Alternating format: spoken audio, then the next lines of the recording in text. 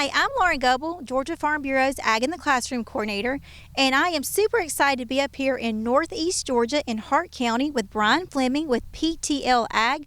Brian, thank you so much for letting us come out here today, and I know we're all excited to learn a little bit more about what you do on the farm.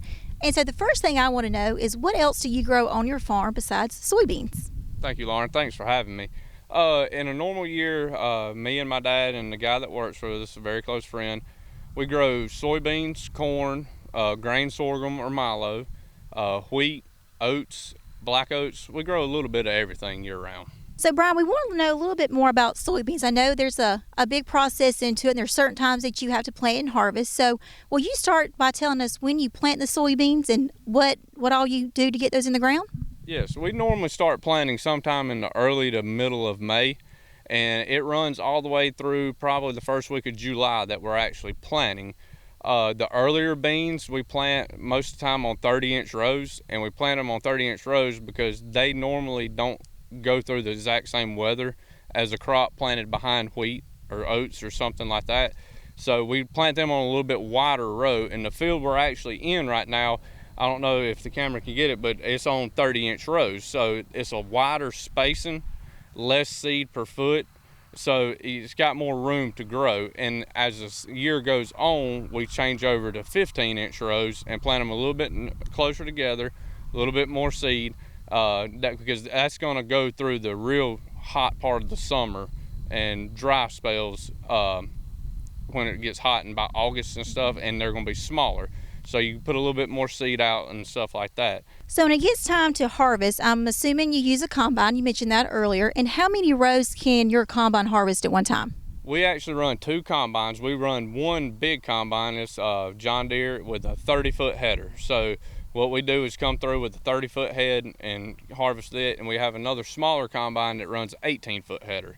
And where we farm at is we have a couple big fields that 30-foot header and big combine work great in, but we also have fields that are 5 acres. And when we go up the road with the big combine, we have to take the header off and transport it and everything. With the smaller combine, smaller header, we can drive the combine straight into the field with the header on it and finish the field before we could even get the header on the bigger combine.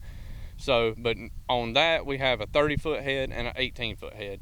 On these 30-inch rows, we can run what's called a row crop head.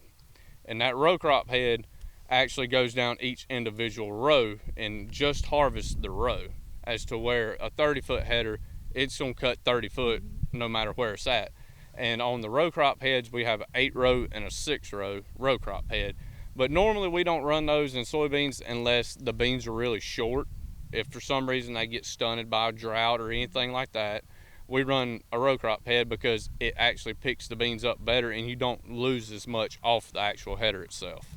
Because if you lose those soybeans, that means less money in your pocket. That means less money in the pocket, and that's not what you want. That's right. So you're going to harvest these beans in, you said, about 2-3 weeks? Probably about 2 weeks. All right, so the combine comes through, and there are a lot of beans out here. So I know you're not going to put them like in a little 5-gallon bucket and take them to the store. So explain to us what happens after the combine comes through and gets these beans, and kind of how they get to the processing plant. Well, as we're combining, we have tractor trailers and 4 hopper bottoms. So, all right, what's a hopper bottom? A hopper bottom is just like a big trailer. Okay. And it's got divided into 2 sections, and each section has its own door in the bottom. So when we harvest, we will fill that trailer up with soybeans, and when we get it full, we normally take ours to Gainesville, Georgia, to Cargill, and they'll crush them and make soybean oil like you buy at the grocery store.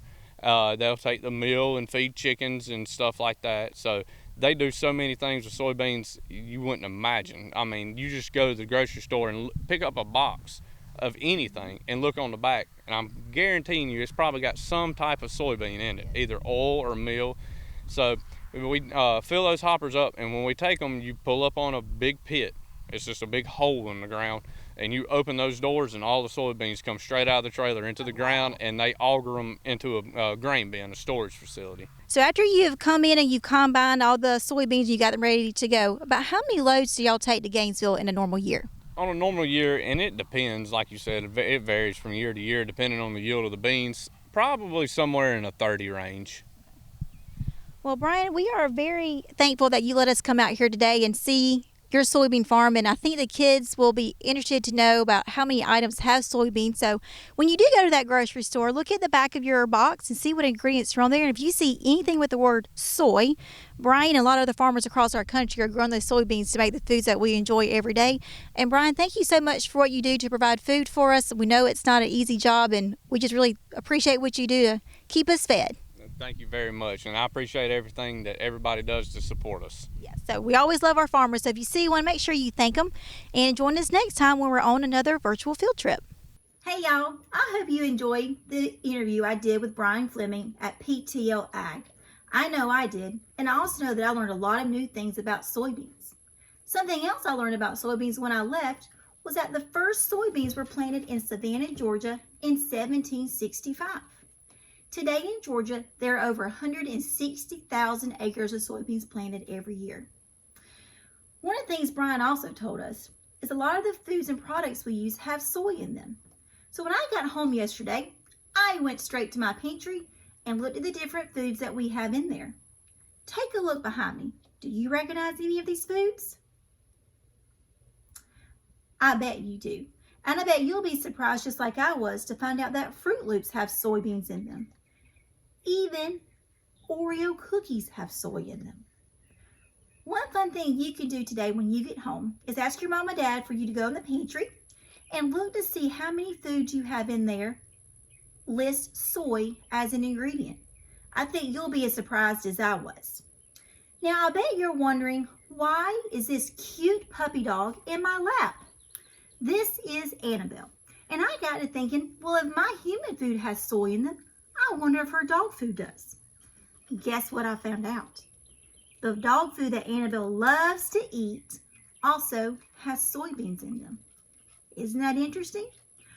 Well, that got me to wondering what kind of ingredients are in my chicken feed. And you guessed it, soybeans are even in my chicken feed. I hope you learned a lot about soybeans and that also you have an appreciation for the farmers in Georgia. Agriculture is our largest industry, and we definitely need to support those that grow the food and fiber that we use every day. I hope you'll join us on the next virtual field trip. Who knows where we're going? Stay tuned to find out. Y'all have a great day. See you later.